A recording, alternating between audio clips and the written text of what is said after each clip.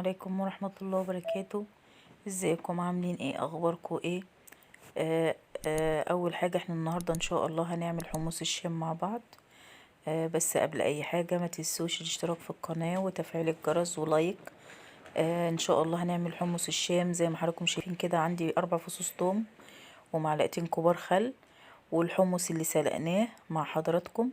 هبتدي دلوقتي ان انا اقلب الخل مع التوم وهنزل عليه في الحلة كده لحد ما تبتدي ان هي تغلي معاها شوية، وبعد كده هكون مجهزة القوطة عشان انزل عليها على طول.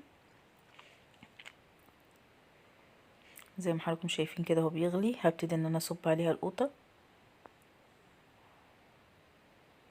وبعد كده هروح نازلة عليها بالحمص،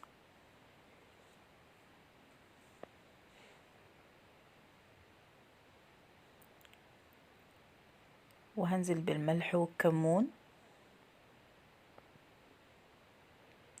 وكوبايتين مية،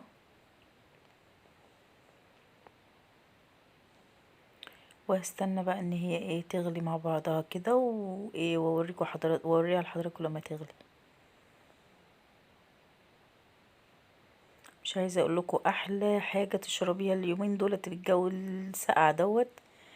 حمص الشام بيدفي، والحمص نفسه فيه بروتين، يعني مفيش احلى من كده للاولاد ان يشربوها ويدفوا بيها. بصوا شايفين شكله يفتح النفس وجميل ازاي. هنصبه مع بعض دلوقتي. طبعا انا حاطه ليمون في قلب الكوبايه على الحروف، وادي الحمص الشام. متنسوناش بلايك.